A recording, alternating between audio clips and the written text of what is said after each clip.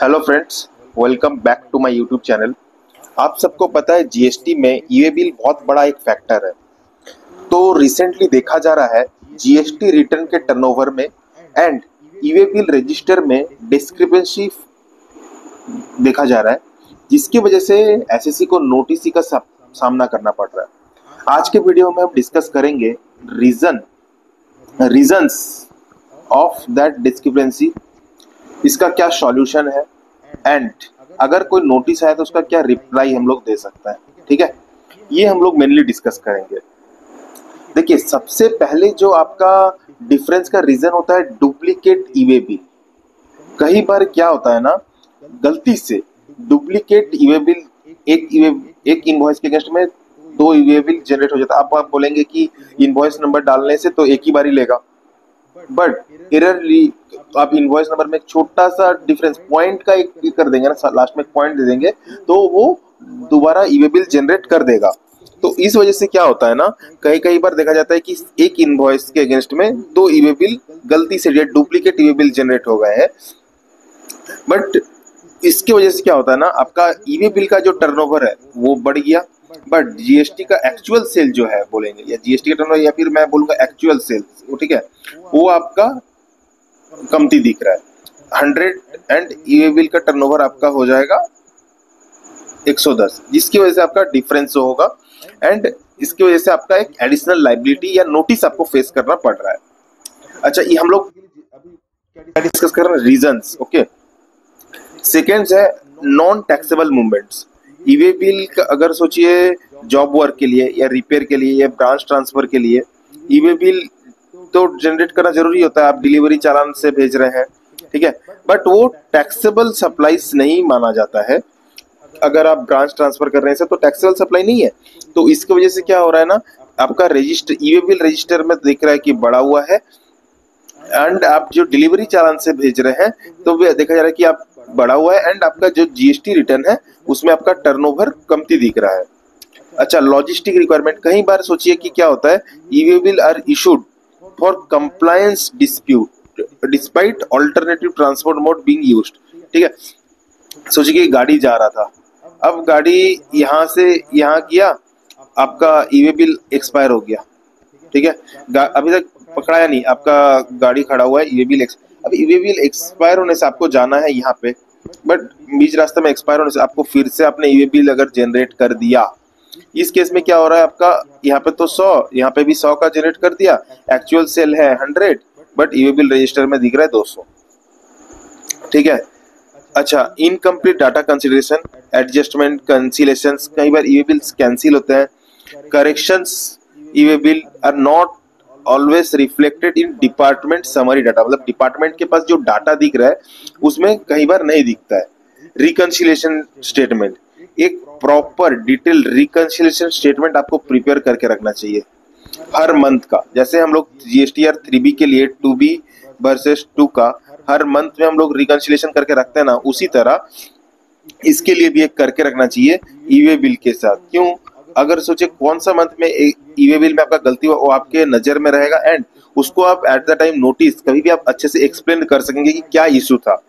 कई बार ये भी होता है, हम लोगों ने सेल किया, ठीक है, इनवॉइस जनरेट किया और बाद में क्या किया, टेक्निकल एरर की वजह से, जेन्युइन टेक्निकल एरर की वजह से आपका ई-वे बिल जनरेट नहीं हुआ। ठीक है, उस केस में क्या होता है ना, अभी तो आपको कुछ प्रॉब्लम नहीं होता है, गवर्नमेंट एक एडवाइजरी भी निकाल के रख देता है, ठीक है भाई, ये डेट को अगर जो मेरा गलती से हुआ है उस ई-वे बिल, उसमें हम लोग जानते हैं ये गलती से हुआ है एंड इस पे आपको रिलीफ मिल रहा है। बट केस तो आज नहीं आता है, केस आता है आज से 5 साल बाद, ठीक है, केस आ रहा है तो 4 साल बाद, 2 साल बाद, तब तक आपको ध्यान भी नहीं रहता है कि क्या एडवाइजरी होता है।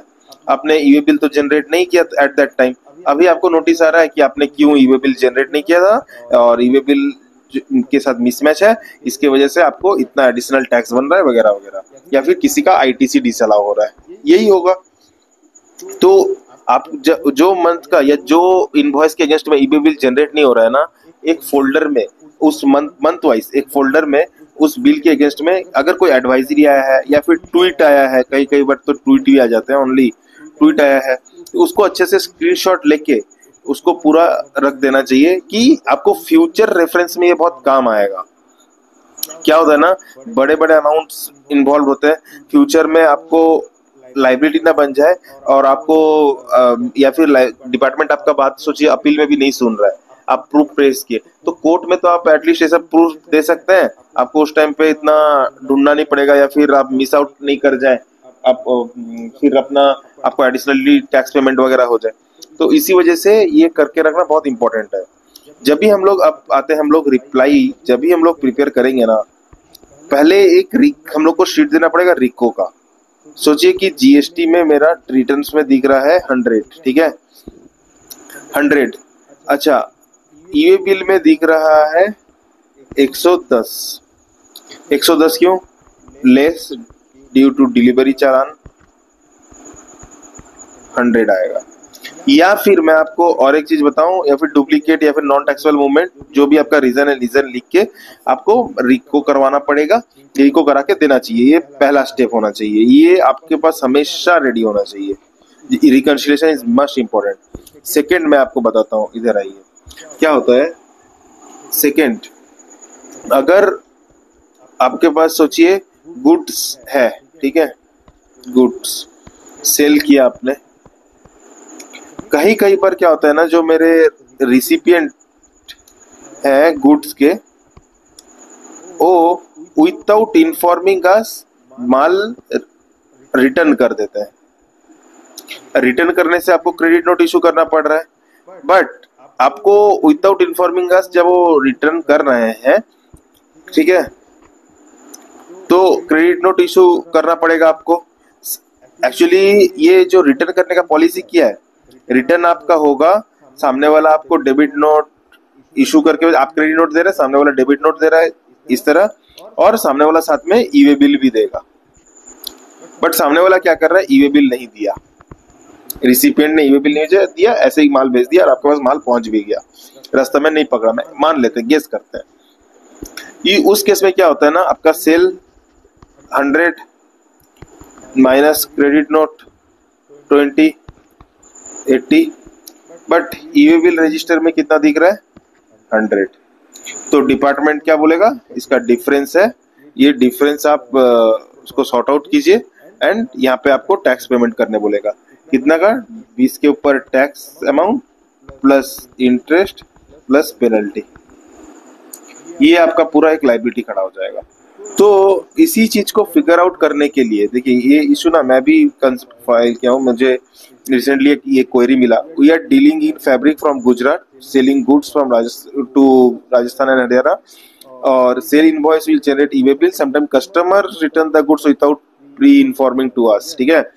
जो ये मैं वही केस में डिस्कस किया, और उसकी वजह से क्या है, sale return on receiving of goods on doorstep, that we generate credit note on sale return without e-way bill, ठीक है। क्रेडिट नोट जनरेट कर दिए without e-way bill. Customer do not generate e-way bills at the time of sales return. तो इसी वजह से, और उस टाइम पे जीएसटी ऑफिसर से कुछ पकड़ा नहीं जीएसटी गुड्स रिटर्न के टाइम में, बट बाद में एक नोटिस इशू कर दिया DRC 01 ने 19-20 के लिए। समझ रहे हैं ये कहाँ जाके खड़ा होगा, ये लाइबिलिटी, इंटरेस्ट, पेनल्टी वगैरह अननेसेसरीली। तो इसी वजह से ये पूरा रिकंसिलिएशन एक होना आपके पास बहुत जरूरी है। अगर आप माल ला रहे हैं, ईवे बिल का प्रॉपर तरीके से आना ये बहुत जरूरी है, ठीक है। अच्छा, ये एक हुआ। अब सोचिए, अब इसके अगेंस्ट में हम लोग क्या करेंगे। अगर सोचिए मेरा ऐसे माल आ गया, आप कोई सप्लायर ने कस्टमर ने रिटर्न ऐसे भेज दिया, इस केस में क्या करेंगे। देखिए, गुड्स रिटर्न किए, ईवे बिल क्या है, ओनली एविडेंस, ईवे बिल क्या ओनली एविडेंस है कि आपका माल सही में रिटर्न आया कि नहीं आया था। पहला तो सामने वाला अपना क्रेडिट रिवर्स करेगा, ये एक आपके लिए सबसे बड़ा मतलब प्लस पॉइंट है कि इसको आपको प्रूफ करना पड़ेगा सामने वाले से डिक्लेरेशन लेके, ठीक है। सेकेंड, आप जो ईवे बिल है, ईवे बिल तो ओनली नहीं प्रूफ है, और क्या, मतलब weight bridge receipt, transportation charges, fast tag, toll charges receipt, loading unloading receipt, statement of driver etcetera, ये सब भी आपका एक प्रूफ बन सकता है इन देश के। और सीसीटीवी फुटेज, तो ये सब चीज कई बार क्या डिपार्टमेंट एक्सेप्ट करता है, ठीक है, ये चीज भी डिपार्टमेंट एक्सेप्ट करता है। तो आपको ना अपना जो रिप्लाई है, आपको पहले अपना समझना पड़ेगा कि आपका इशू क्या था, कि भाई मेरे से क्या गलती हुआ है, ठीक है, एक्चुअल रीजन क्या है। अगर रीजन मेरा फाइंड आउट हो चुका है, फिर हम रिकंसिलिएशन बनाएंगे कि भाई मेरा जीएसटी में है 100 रुपया, जीएसटी में रिटर्न्स में है 100 रुपया टर्नओवर जो दिख रहा है, ई वे बिल में जो मेरा 120 150 दिख रहा है, उसमें से 50 मेरा क्यों लेस होगा, तब जाके ये आपका मैच करेगा। ये इसमें से 50 होगा कि भाई 2 रुपया मैंने ई वे बिल जनरेट ही नहीं किया था, अच्छा कुछ का मैंने ई वे बिल को करना किया बट टेक्निकल एरर की वजह से हुआ नहीं, ये एक पॉइंट। या फिर तीसरा होगा आपका, भाई ई वे बिल मेरा जेन्युइनली मिस आउट हो गया लेकिन मेरे पास अदर्स ऑल प्रूफ्स हैं, ठीक है। अच्छा चौथा इसमें हो सकता है आपका नॉन टैक्सेबल जो मूवमेंट्स हुए उसको लेके उसको आपको बताना पड़ेगा, ये मेरे नॉन टैक्सेबल मूवमेंट्स है, ये नहीं आने चाहिए थे। कुछ मेरे कैंसिल्ड ई वे बिल्स हैं, वो डुप्लीकेट जो है वो, ऐसे करके आपको 100 क्यों आपका डिफरेंस है वो आपको बताना पड़ेगा। एंड आपको क्या ना, एक रिप्लाई में आप पहले बताएंगे रिकंसिलिएशन दे दिए, सेकेंड आप बताएंगे the difference is due to this reasons, elaborate कर दिए। थर्ड आप प्रे करेंगे, प्रे में बताएंगे कि मुझे इस वजह से रिलीफ मिलना चाहिए। एंड सपोर्ट में आप कुछ केस लॉस भी दे सकते हैं। मैंने केस लॉ यहाँ पे इसलिए नहीं लिया क्योंकि स्पेसिफिक केस बेसिस पे केस लॉस होना चाहिए, तो बहुत सारे डिफरेंट डिफरेंट केस होते हैं। तो ये था एक इम्पोर्टेंट टॉपिक आप लोगों के लिए। Thank you friends.